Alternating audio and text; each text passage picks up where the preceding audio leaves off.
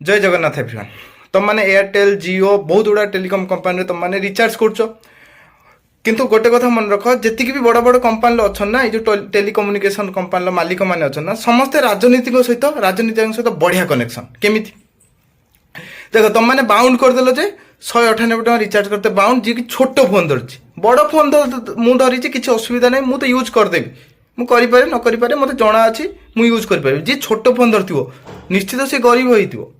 गोटे गरीब लोक कहीं 198 टका दब सेमती क्या सहित कथा हम अरे सी तो क्या मिस कल देले सी तो आसब ना तुम्हें करदेल 198 टका रिचार्ज करा बाउंड मु कौन कौन बाउंड बोली जो जन रिचार्ज न कर ओटीपी टे आसबनी